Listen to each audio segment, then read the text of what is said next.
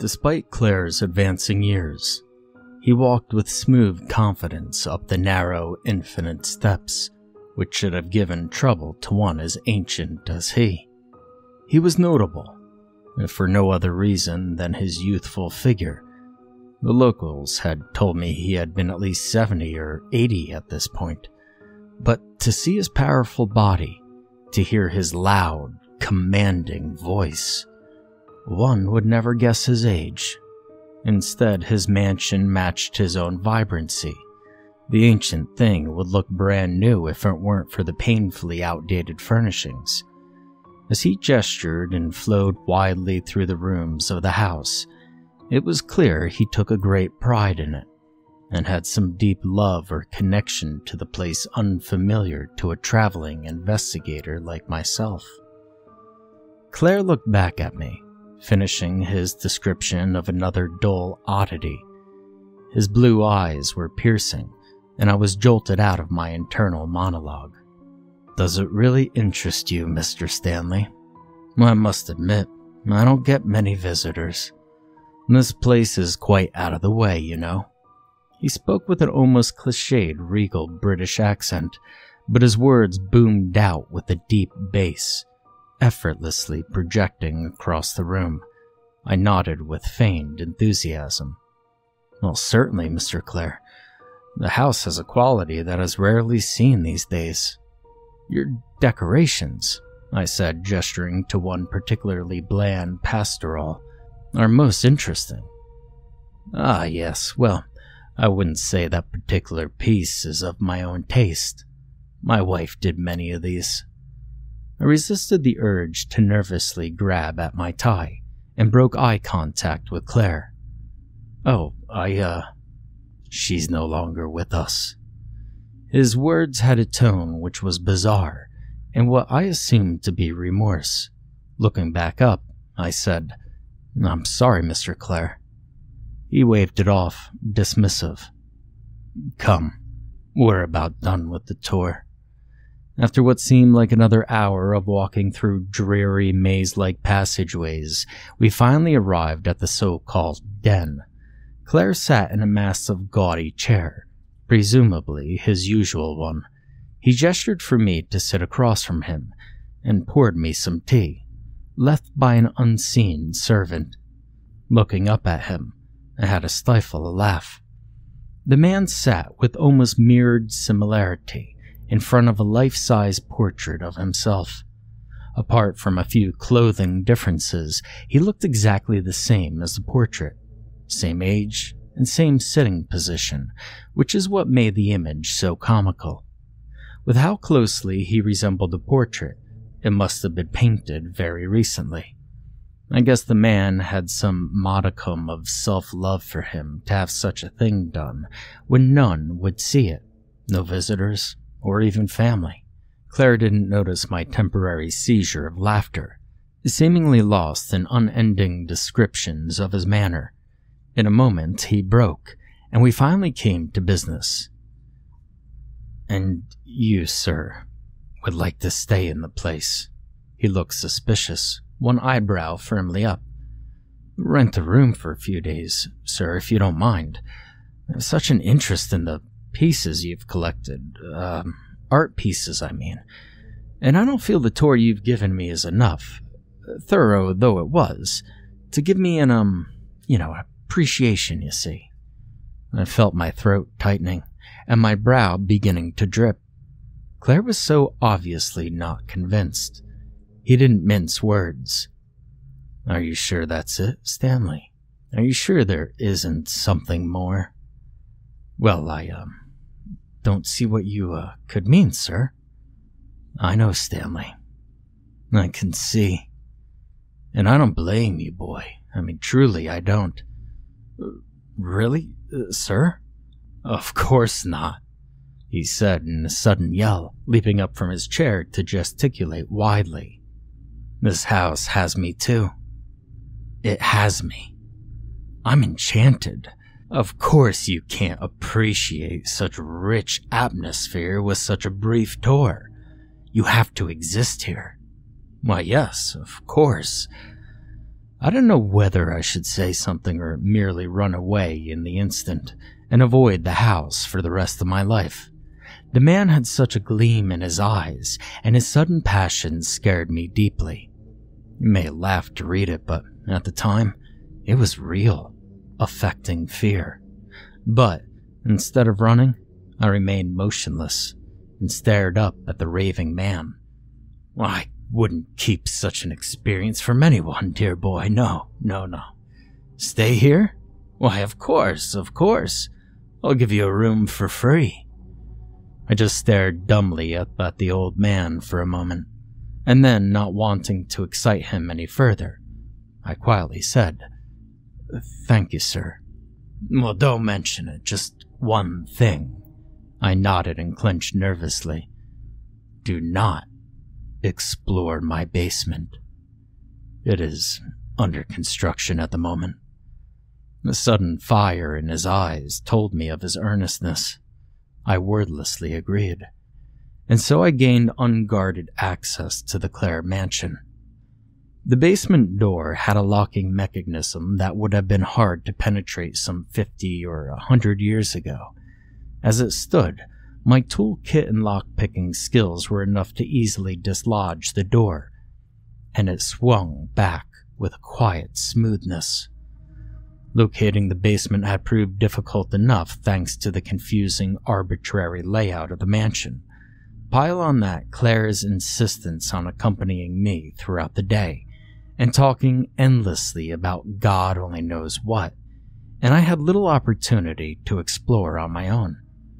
I was, however, sure that the basement was the lead I should seek, thanks to Claire's overemphasis on it.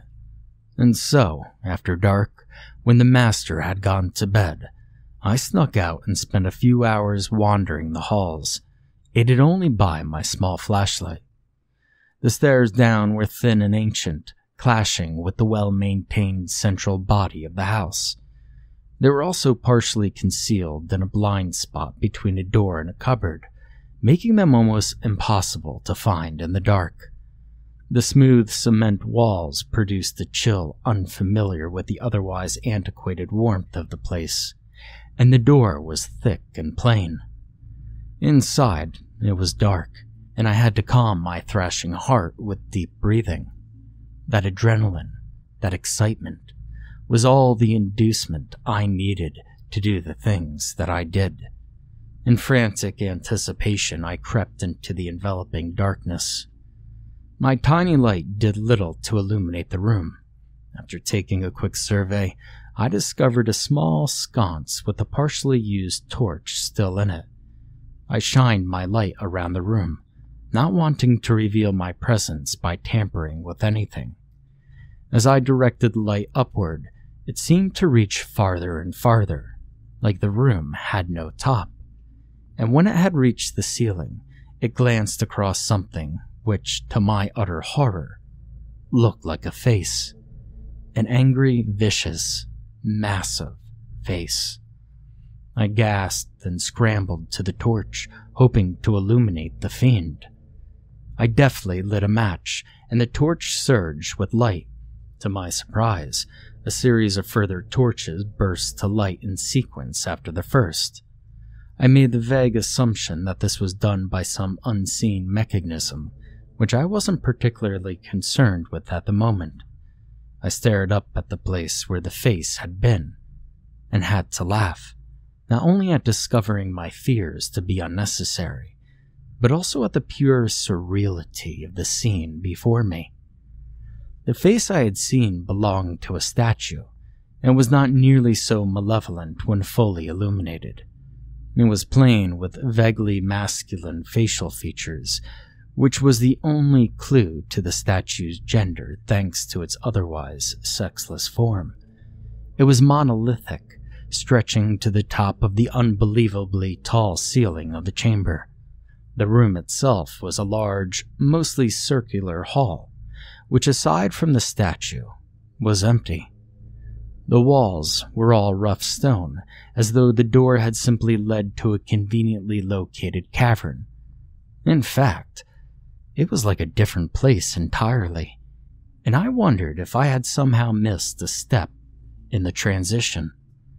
The ceiling was so high above that it seemed impossible that a house lay just over top, and the stairs I had descended didn't seem like they should account for the height. The statue was inexplicable, even for a noted art collector like Claire. It was placed at the far end of the room, facing the entrance like a guard. It smacked of those stereotypical Egyptian sculptures, the types one might find in the deep tomb of some pharaoh. If it had ever held some sort of staff, it didn't now. The left hand was missing, presumably falling off at some point long ago.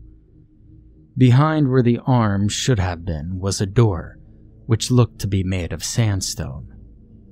Wanting to get a move on, I slinked past the statue, never taking my eyes off of it. As I went under it, I looked up at the unmoving giant, whispering, some guard. Then I opened the sandstone door, which slid up surprisingly easily, and I entered the next room. The light from the previous chamber only illuminated a small circle, which I crept into cautiously. As soon as I passed the doorway, the sandstone slab slammed down behind me, and the room lit automatically. It was squatter but longer than the first chamber, like a grand hall. The room had walls of the same sandstone as the door, smooth and constant. Like the previous chamber, it was almost entirely empty aside from a small, plain, out-of-place-looking oak table and chair. And on the chair sat Claire.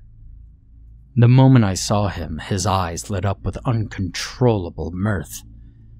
"Mr. Stanley, you are simply so easy."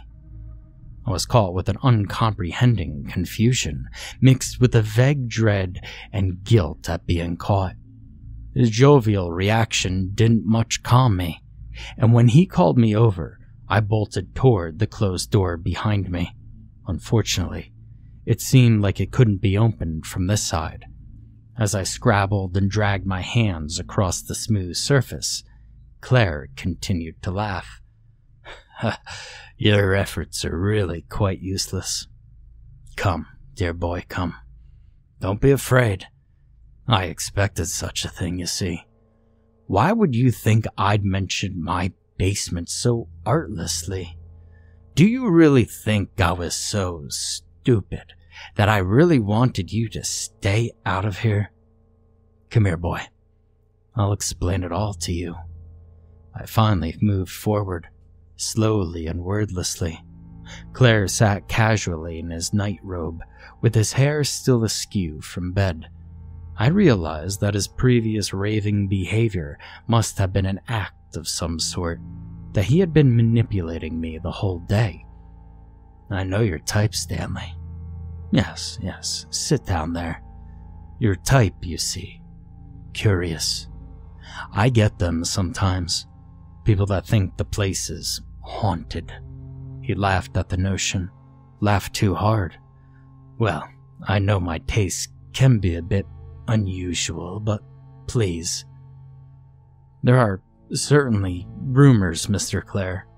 "Well, yes, fine. So I show those people that it isn't haunted or anything of the sort, you see. Look for yourself. I mean, does it look haunted?" I shook my head, obviously lying. "But, Mr. Clare, what about all those other rumors, rumors about your family?" "Of course it doesn't," he said, ignoring me. "This is part of the experience, this vault of mine. To get to experience this mansion and let it affect you, you must be here. Here. Here is the place." He laughed again, jumping up. Here, you'll love it here. Lots of room. See the walls here? Imported, The bee. Not an act, after all. Luckily, I was always prepared with my trusted adventurer's backpack. I reached back thinking I'd got the machete, but I was mistaken. Towards Claire's turned head, came my hammer, making a satisfying crunch on impact. I realized I must have mixed up the two items accidentally. I made a mental note to reorganize the pack later. Claire quickly fell to the ground, face first in a growing pool of blood. I looked at the hammer in dismay, seeing that it dented slightly on Claire's thick skull. It wasn't meant for violence, but it did the trick in any case. I wasn't sure if Claire was alive or not, and I wasn't particularly keen to check. Ignoring the body, I doubled back to the closed door he had trapped me with. Indeed, despite my best efforts, I couldn't jar the thing with hands alone. I drew out a thin crowbar intended for such a purpose and pried at the door's bottom crack. After a considerable effort, I was able to lift the door fully open. Then I wedged it with a nearby rock, in case it decided to lock itself again. I was determined, you see. I certainly wasn't ready to give up on my exploration, and without hesitation, I moved down the long hall towards the next sandstone slab. This, identical to the first, was just as easy to open, and I used the same method of jamming to ensure my escape route. Thus ensued a long series of rooms and hallways, similar in style to the first, but all varying in shape and composition. Each had the same lighting system, which made it easy to navigate through them, and at the end of each was the same sandstone slab. The immensity of the whole construction clashed with its apparent uselessness, as no room had much of anything noteworthy within it, though some did have bizarre items on the walls, like thick shafts zigzagging everywhere, and occasional holes that looked like massive spouts. As I moved through hall after arbitrary hall, I felt my excitement grow more and more, dreading and anticipating whatever could possibly be at the end. I traveled for what felt like half an hour, after which I came on a chamber longer than all the others, and starkly different. The entire room seemed devoted to a large construction facing the entrance. It was placed on, or perhaps composed, the opposite wall, and was not made of sandstone. The backing seemed to be some sort of fabric, which was a ruddy red or plum in color, depending on how the firelight decided to cast it. On it were thick black tendrils, what I would describe as oversized threads, though they look more like vines of pitch. The threads all led to a center clump, and though they were arranged in a symmetrical and what I might even describe as a fascinating or alluring presentation, they didn't seem to form any picture or outline. The closest impression I got was that of some large black flower, though this was a vague notion at best. The massive tendrils sat above something that appeared to be an altar, with twinned freestanding torches placed by its sides. These torches, like the rest in this underground vault, burst to life in succession after I lit the first in the room. I approached the central altar, which was placed on top of a raised platform. Climbing the first few steps, I saw yet another door placed off to the side, and relished in the anticipation of even more exploration. On top of the steps, I gave a brief glance at the altar itself, which was smooth and plain. Then I moved towards the mass of threads, and felt a stab of horror when I saw the thing more clearly. The first and most disturbing image was that the tendrils moved. It was subtle, almost unnoticeable, but it was clear as I came closer. The mass shifted slightly at irregular intervals and in arbitrary directions, giving it the resemblance of some blind, stupid life form. However, I was an adventurer extraordinaire, and I certainly wasn't going to let a little fear halt my investigation. The mass seemed harmless enough, so I moved up to it, close enough to touch it. I realized that the tendrils, which seemed thick as vines, actually were made of tiny threads.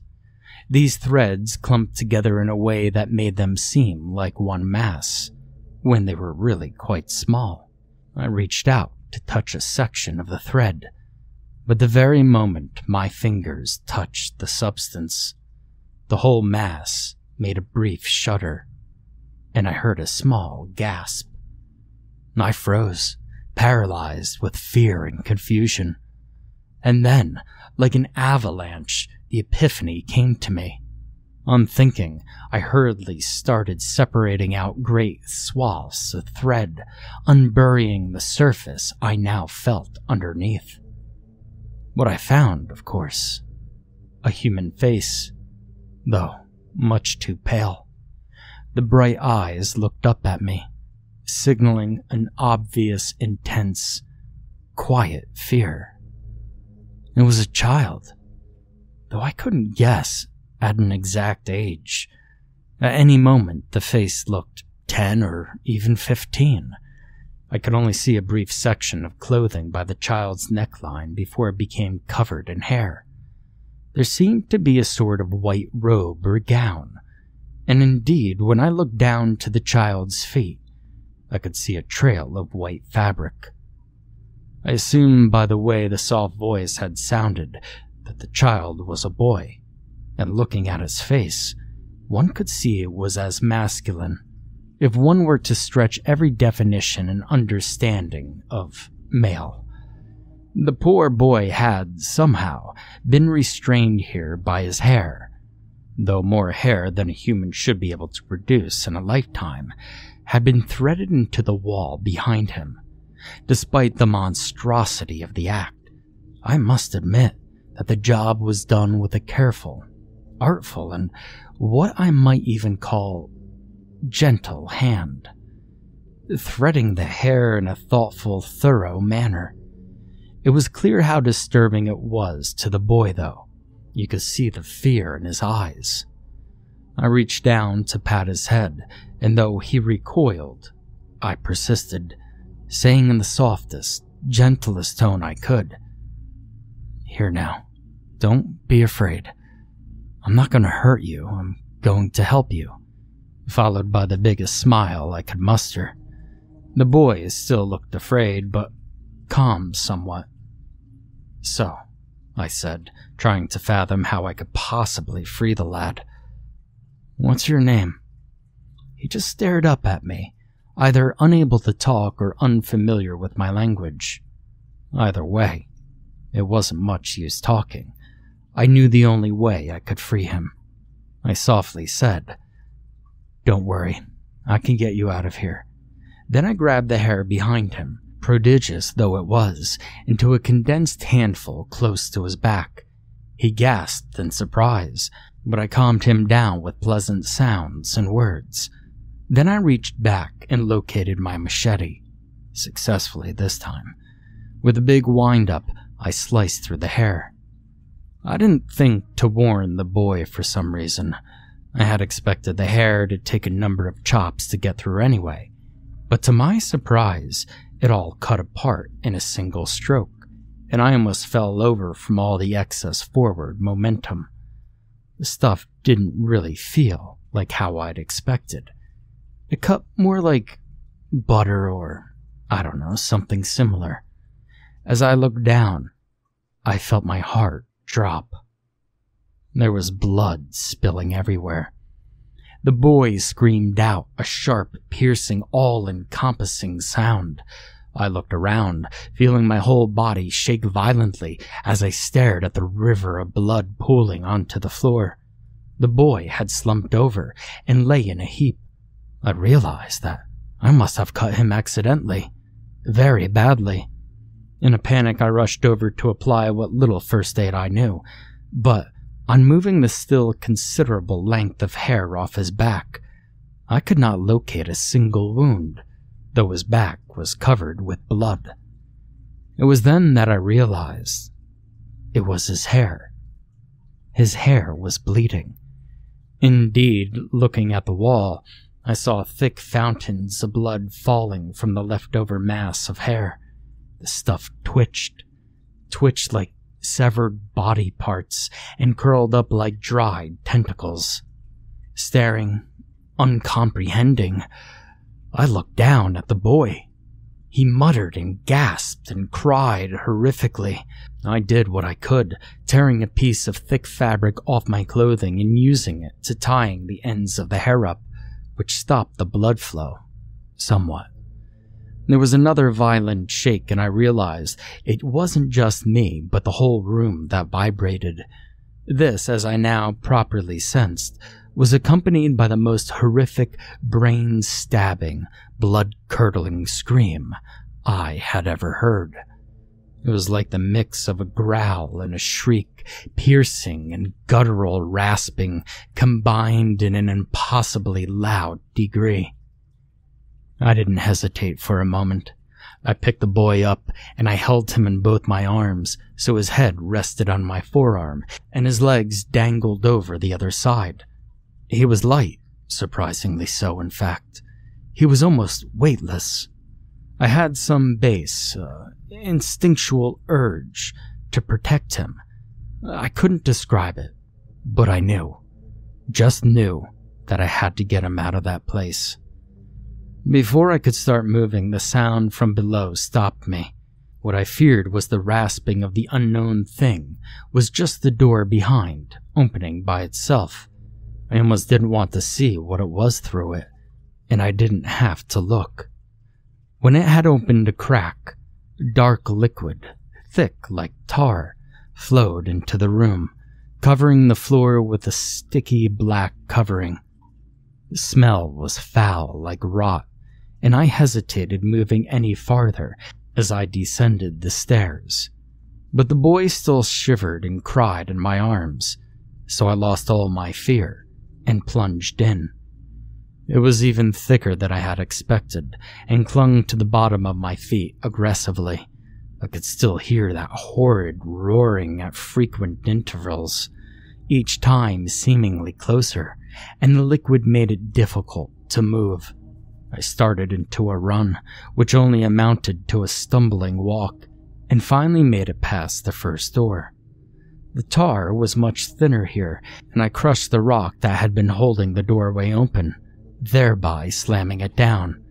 The mechanism to open the door seemed to be thereby broken somehow, and the ooze couldn't pass through. Relieved, I rushed through this next room, after which, if I remember correctly, there was another 8. As I ran, I heard the splashing sound behind me, and in outraged confusion, I looked back to see the tar cascading out of the spouts in the wall, out of hundreds of spouts. It couldn't reach me before I slammed the door on it, but I knew that it could enter any of the rooms through those spouts. I only ran faster, trying to outpace the liquid death, but after every room I passed, it gained on me bit by bit. By the time I had reached the room just before the hall where I'd met Claire, I'd only barely managed to close the door before the ooze overtook me. It was already falling when I turned to run. This room was a thin hallway, long as the others, but with a low, cramped ceiling. It was filling faster than the previous rooms, and before I was halfway through, the tar came up to my waist. It was almost impossible to move, and I had to hold the boy up high over my head, though he still got splattered by the falling streams. The walls, once bright yellow, were now covered in the black muck, and matched its color. The torches were long put out, and the only light was the faint torchlight from the next room, which seemed to stretch farther and farther away. The liquid was up to my neck, and I clambered wildly for the door. I didn't want to attempt to swim through the dense sludge, and I could feel my body being pulled down where I had thought there was a floor. I could feel my limbs burning and dying, and I just about gave up. With a sudden surge, the sludge burst out into the next room, carrying me with it. The larger volume of the hall gave plenty of space for the liquid to wash out, and I managed to regain my balance. I still held the boy in my arms in an iron grip. He occasionally gasped and moaned, but seemed otherwise insensible. I rushed to the exit of the basement, sure I could make it out before the sludge got to me. I felt the vague sense of something missing as I entered the last chamber, or rather the entrance chamber. I thought nothing of it and rushed into the room, headlong for the exit. And that's when I heard the growl, the scream again. It was so loud I was sure my eardrums would burst, and I kneeled to the ground, unable to cover my ears due to their current luggage. And then I looked up, tears streaming down my face. The statue. That damn statue was looking back down. As I stared, its mouth opened, gaping wide, and the scream it made was the grinding of stone on stone amplified from deep inside it. I stared up and met its eyes, which were wide, deep, and black like the tar. In a slow grinding movement, it brought up its feet to trample us. I hurled my body in whatever direction I could, careful to land on my back and not crush the boy. The foot came down with a crash, causing a loud splash of muck. I scrambled and pushed myself up using my elbows. The Colossus was readying for another attack, raising its massive leg out of the tar with a schlick, and I ran back as quickly as I could. Unfortunately, I jumped towards the side wall away from the exit, and the sludge was again building. As the powerful leg came down, I became trapped between it and the stone wall, with only a few feet of space. I trembled violently in desperation and exhaustion, and held the boy close up to my chest. The Colossus shuddered, and I prepared for the extreme, killing pressure. I waited and held the boy tight, but it never came. I shook in extreme fear and looked up. The giant was posed in its killing posture, and its eyes stared directly at mine, but it didn't move. I looked around, uncomprehending. The sludge was still rising, and I knew I had to move, but some deep instinct made me stay still. Then I finally noticed it. The boy's leg lay against the stone of the statue.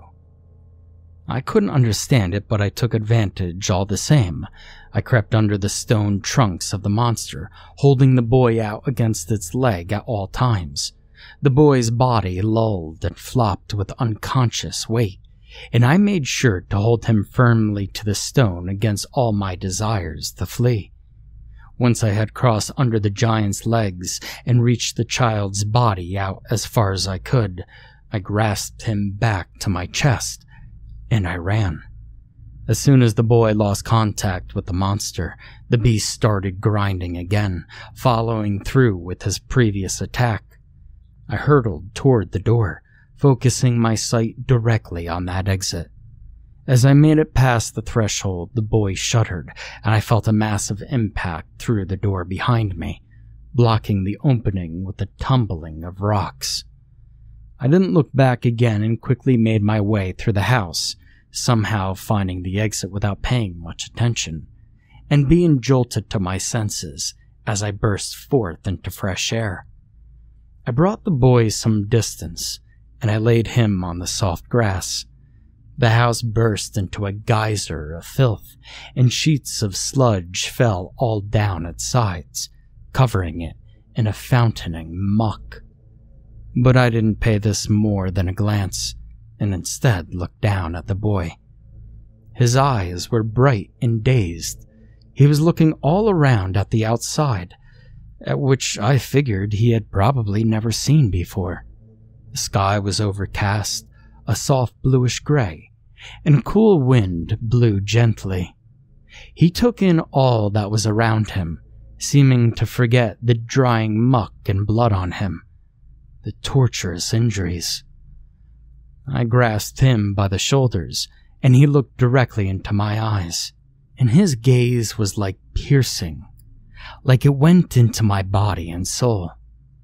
And he just stared at me like that, and in the most unforgettable look, he gave a soft smile. Then he shuddered again and crumbled to dust in my arms.